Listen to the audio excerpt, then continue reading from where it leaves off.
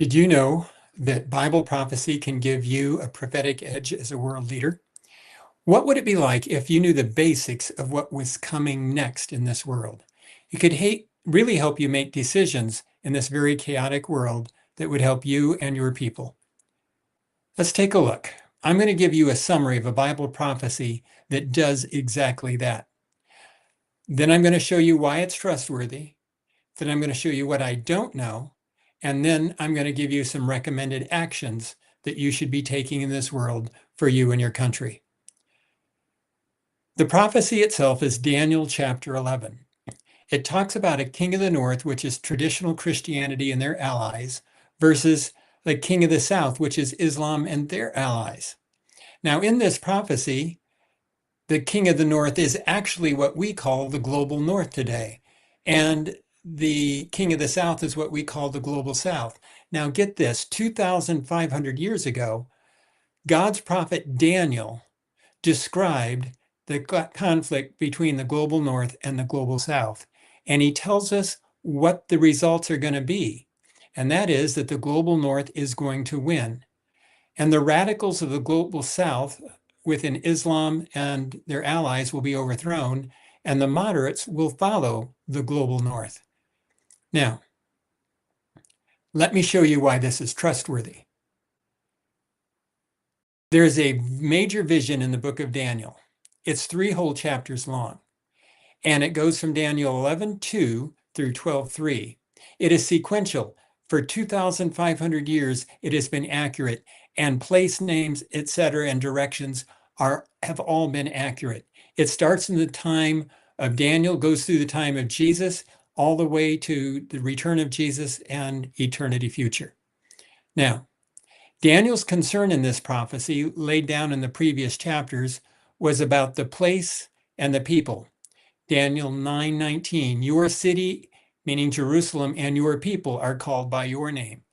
Verse 20, confessing the sin of my people Israel and presenting my supplication for the holy mountain of my God. Notice we have a repeated place and a people. Jesus himself follows the same pattern in Matthew 24. Therefore, when you see the abomination of desolation spoken of by Daniel the prophet, standing in the holy place, whoever reads, let him understand, then that those who are in Judea flee to the mountains. That was literally fulfilled for the place in 70 AD. But then Jesus goes on to talk about his globalized people. For then there will be great tribulation, such as not been since the beginning of the world until this time, no nor ever shall be.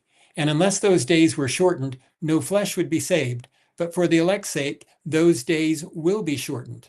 So there's a global application for the people.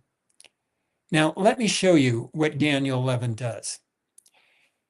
It starts out with the Persian Empire that goes up into what's modern day Syria and Lebanon and drops down on Jerusalem from the north, just like the Babylonians before them. And Jeremiah called them both kingdoms of the north. Then the Greek Empire under Alexander comes in from the north. These are the kings of the north running up until this time. The Greek Empire splits 4 ways, but Daniel will only care about 2, north and south.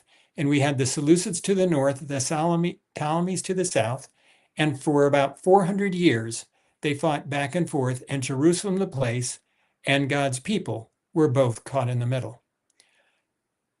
Then the Romans under Pompey come in from the north, and Jesus, the Prince of the Covenant, dies in the middle of this prophecy. And then the Roman Empire splits multiple ways, but in Daniel 11, he only cares about 2 again, north and south. In the 630s, Islam strikes Jerusalem from the south, and Christianity, under the Pope's decree, fights back with the Crusades. Now, I want to tell you that these are holy wars that are being talked about between Islam and Christianity. And my definition of a holy war is when both sides act like the devil in the name of God. But the Pope did call for war, and what we have are 3 conflicts described between the breakup of Rome and the end of time as we know it. The first is Arab Islam and the Crusades. Here's part of the description of it in Daniel 11. He, the king of the north, shall stir up his power and his courage against the king of the south with a great army. And the king of the south shall be stirred up to battle with a very great and mighty army. Both these kings' hearts shall be bent on evil. I want you to notice that they both do evil. So we have to be careful about both of them. It goes on, and they, meaning the king of the north and the king of the south, shall speak lies at the same table, but it shall not prosper, for the end will still be at the appointed time. While returning to his land with great riches, his heart shall be moved against the holy covenant. So he shall do damage and return to his own land. So the king of the north heads south, gets in a conflict with a caliphate. By the way, the king of the north technically would be the Pope, who has both political and religious power. And a caliph, king of the south, has political and religious power, and they both want to control the whole world someday.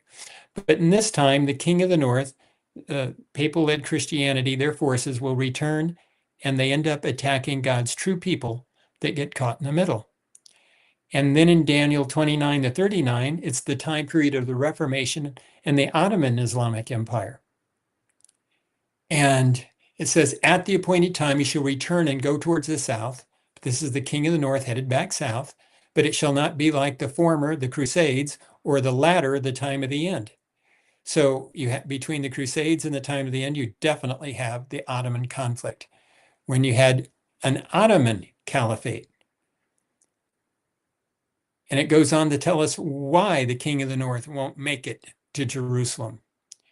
For ships from Cyprus shall come against him. Therefore he shall be grieved and return in rage against the holy covenant and do damage.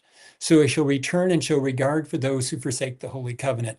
So the king of the north is going to head south. He's going to be stopped by ships from Cyprus and return in rage against the holy covenant.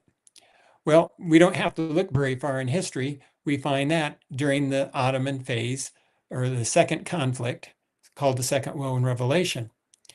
And at Battle of Lepanto in 1571. You'll see the island of Cyprus over in the eastern end of the Mediterranean.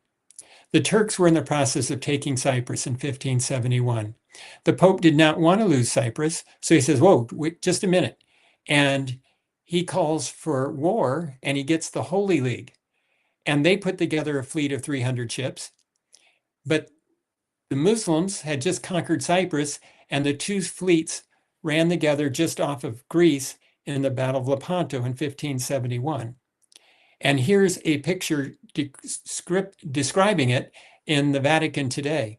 The Muslims are on the right, the Christians on the left. By the way, both the Muslim and the Christian fleets, sailors sailing into this conflict, believed they were fighting the battle of Daniel 11, 29, and 30, and they were.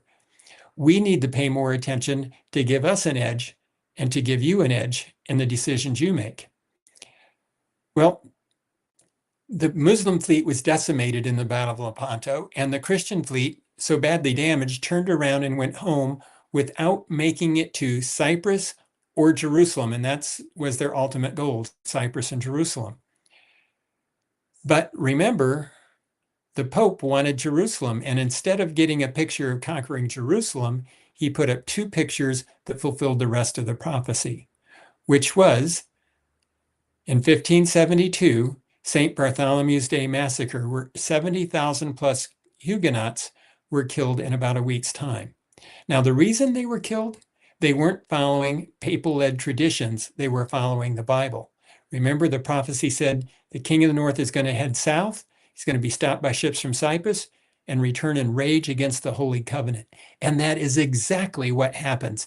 This prophecy has been accurate in sequence, like I said, for 2,500 years. Then the third conflict is the time of the end with the radical Muslims that we're facing today. Now, some people ask me, Tim, is the king of the south and the king of the north, are they worshiping the same God, the Muslims and the Christians? Well, I'll answer that by saying this. Jesus said that his true followers would love their enemies and do good to those who persecute them. So the quick question is, was it the Crusaders or the jihadists in the Crusades that loved their enemy and good to the other side? Well, the answer is neither. So what do I have here? I come to the conclusion that there are many Christians and many Muslims who are worshiping the same false god of force, fear, and anger, do it our way or else. But in this prophecy, there are some Christians and some Muslims that have found or in search of the same true God of love, truth, peace, and forgiveness. And at the end, there will be some of them that come together that truly worship God and follow the Bible. Now, let's look at what this prophecy says about our time right now. It says, at the time of the end, the king of the south shall attack the king of the north. Now, the word for attack here is gore. In other words, it's going to be really, really messy, and it's going to hurt. And the king of the north shall come against the king of the south like a whirlwind, with chariots, horsemen, and many ships. And the king of the north shall enter the countries, overwhelm them, and pass through. The king of the north shall also enter the glorious land. That's the land of Israel. And many countries shall be overthrown, but these shall escape, meaning follow Jesus, from the hand of the king of the north, Edom, Moab, and the prominent people of Ammon. And the king of the north shall stretch out his hand against the countries. And the land of Egypt, the radicals, shall not escape. The king of the north shall have power over the treasures of gold and silver and over all the precious things of Egypt. Also the Libyans and Ethiopians shall follow at the king of the north's heels. Okay, let's take a look at this. In Revelation 13, the king of the north, papal-led traditional Christianity, gets the U.S. and the political right as their allies. In Revelation 11, the king of the south, radical Islam, gets the radical left out of the French Revolution to unite with them. Now, you can go to my website, islamandchristianity.org, and watch presentation number 4, which will explain this whole thing that I'm not going into depth in this presentation. But just note that if you take a look at the countries where Christians are being persecuted today, there are 47 Islamist countries persecuting Christians and 11 Marxist socialist ones, which are from the French Revolution. So it is definitely radical Islam and Marxist socialism that are persecuting Christianity today. So this alliance holds. So what do I expect? Remember, there's a place and a people with a result. Egypt, that country, I believe, will further radicalize and be overthrown by the global north. The people are the radical Muslims and the radical left all over the world, their allies. Now, I will tell you that years ago, I was told I was crazy for saying the radical left and radical Islam would ever unite. But that's definitely been common knowledge since 2023, right after Hamas attacked Israel on October 7. And the radicals will be overthrown. Libya and Ethiopia, these countries will follow the king of the north, but they also represent moderate Muslims and the moderate left all over the world that will follow the king of the north. Edom, Moab, and Ammon, in some way, those countries will not get sucked in and destroyed in this conflict. That's actually Western Jordan. And they will follow Jesus as a people. Muslims that choose to follow Jesus as Savior and the Bible as their authority. Just like Christians that do the same, they will be delivered. What about the nation of Israel in the time of the end? Remember, place and a people. And so you have the land of Israel that gets caught in the middle. Even when there was no nation of Israel, there's always been a land of Israel that was caught in the middle. But there are also followers of Jesus that are caught in the middle all over this world. Now, in Jeremiah 31, it tells us that the new covenant is with the house of Israel. But in Ephesians 2, it says, as a Gentile, when I become a follower of Jesus, I become an Israelite or a new covenant believer. So God's true people are everyone following Jesus all over the world today, based on what the Bible says. But again, what about the current nation? Well, it's allied with the U.S. and the global north nations. So it is a part of the global north. But as a whole, I don't see it in this prophecy. I'm just seeing the land, which is caught in the middle with or without a nation of Israel. And God's definition of his people today is anyone following Jesus and the Bible.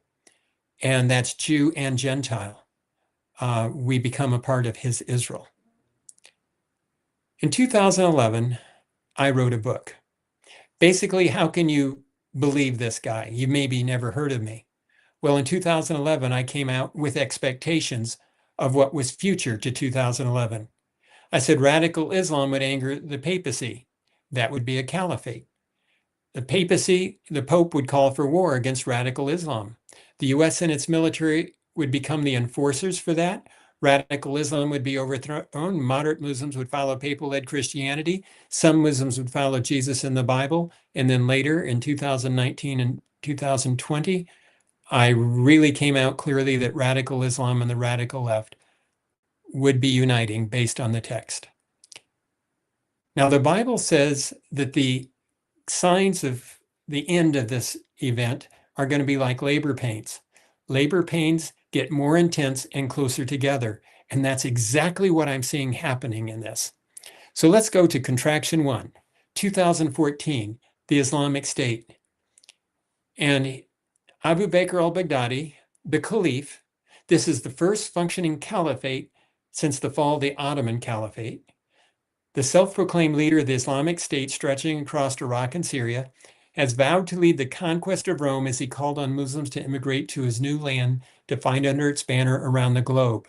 Now, I didn't know that on day 1 they would make it so clear as to say they were after Rome, but that's what they did, which matches Daniel 11 perfectly. The next question was, how long would it take the Pope to call for war? Now, the Pope's a man of peace, right? Well, it only took him 5.5 weeks. Pope Francis appealed to world leaders on Thursday to help end the crisis in northern Iraq after a sweeping advance by the radical Islamic State has forced thousands of residents of Iraq's biggest Christian town to flee their homes. His Holiness addresses an urgent appeal to the international community to take action to end the humanitarian tragedy now underway. So he's calling for military action. And in the next few days, he made it clear he wanted military action. The very next day, Obama, the president of the United States, says America is coming to help. Remember my 2011 expectations?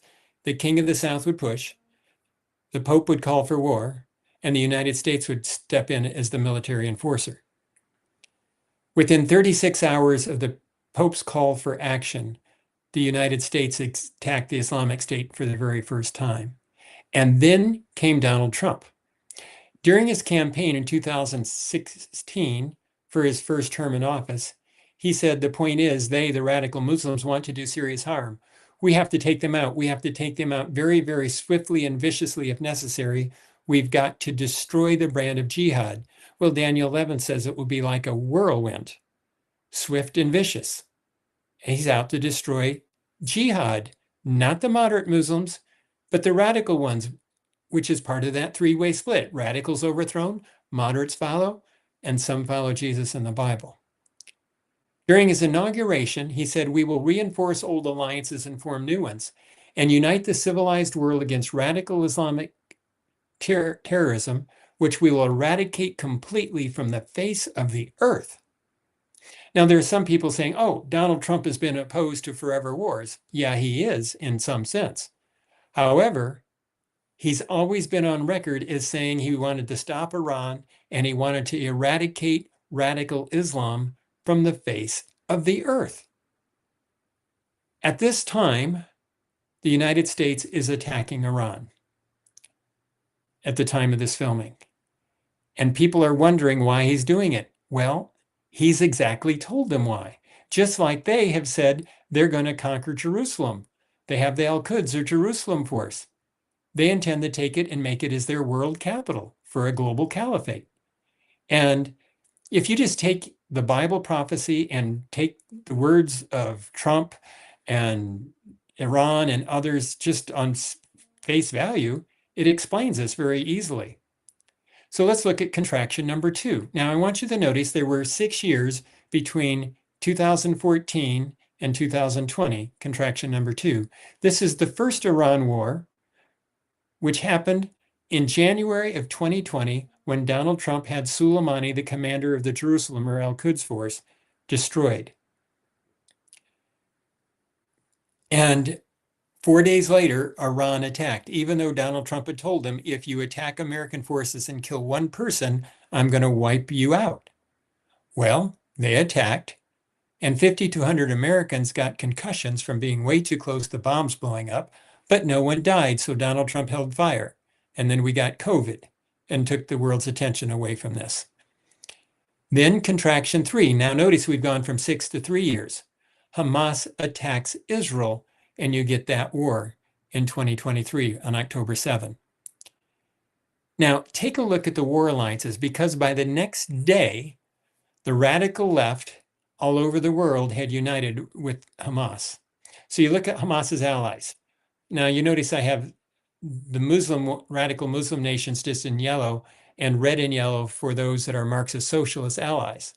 So you have Russia, China, North Korea, Marxist socialist background, Iran, Syria, and the radical left, which is also Marxist socialist background. Israel had the US, NATO, traditional Christianity. What we're looking at is a global north versus a global south. Remember, Daniel calls it king of the north, king of the south. Folks, when God has all this pegged even to the terms being used, basically, you should be paying attention. But notice that's not the only war going on. The Ukraine war. Russia has China, North Korea, Marxist socialists, Iran, Syria. Well, that's your Islam, Marxist socialist alliance again. Ukraine, US, NATO, Israel, and traditional Judeo-Christianity. It's the same combination. Folks, we are looking at a global war already.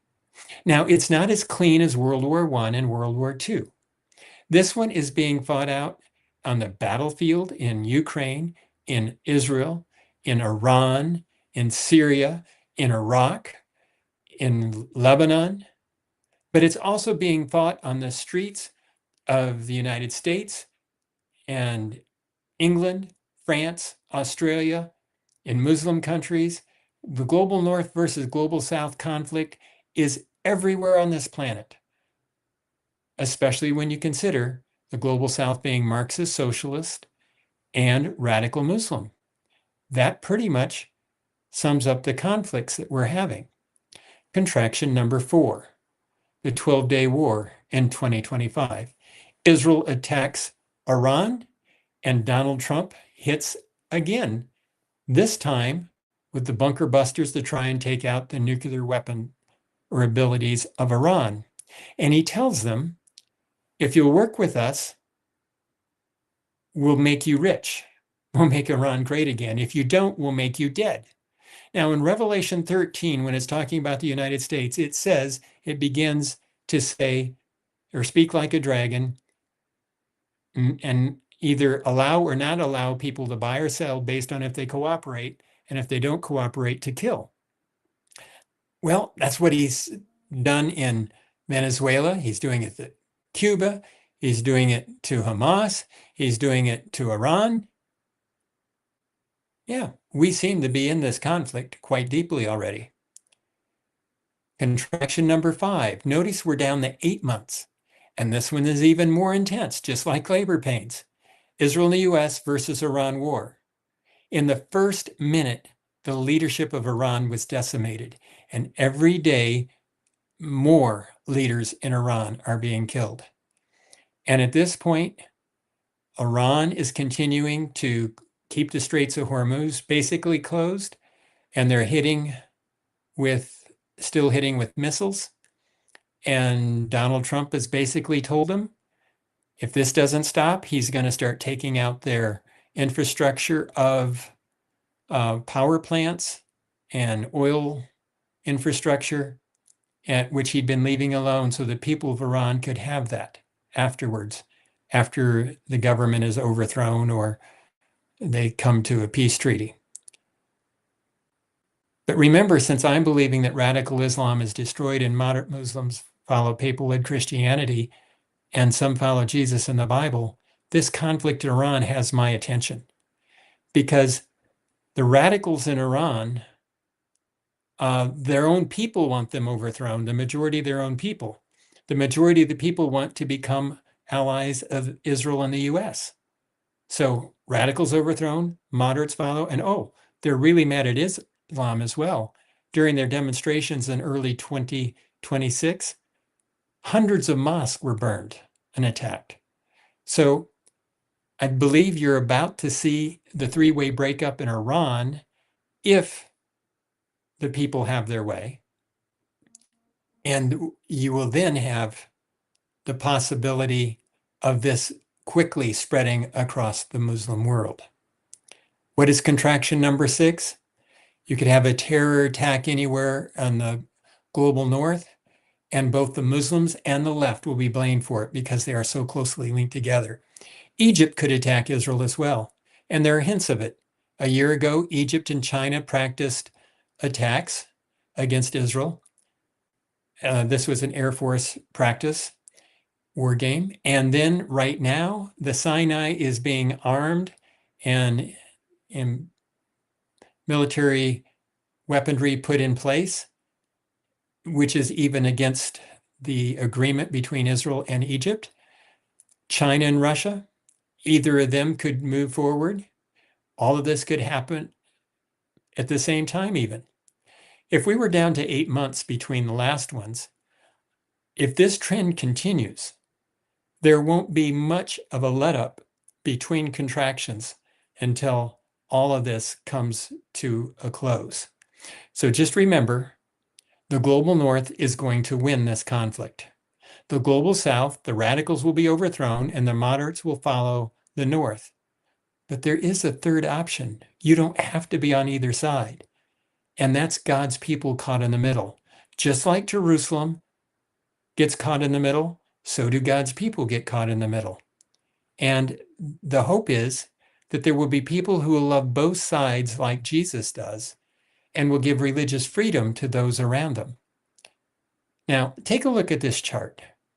It shows the three conflicts. The first one, Arab caliphates and the Crusades, Ottoman caliphates, they go down, and you have the third one. You'll see the little blue line. That's the radical left coming out of the French Revolution in the late 1700s. And then their ideas lie dormant. That comes up as Marxist socialism and communism. And Ronald Reagan and the Pope, again, the US and the Pope work together and they take down the Soviet Union. But the left returns, and as they return, they join with radical Islam as described in the prophecies. Eventually, both radical Islam and the radical left are going to go down in conflict 3. And we will have the moderate Muslims and moderate left joining with the global north. And there will be a large turning to truly follow Jesus. You're going to have a counterfeit Christianity, the global north, a real Christianity of Muslims and Christians coming together to follow Jesus and the Bible, loving both sides. And then the king of the north will persecute those true Christians, and the king of the north will be destroyed at the coming of Christ. The thing of it is, shortly after the third conflict, the fall of radical Islam, everybody will have made their decisions. So you've got to be very careful in this time period what you do. Now notice that is the area that's called the 1040 window, where Christianity is not really gone. True Christianity, for sure.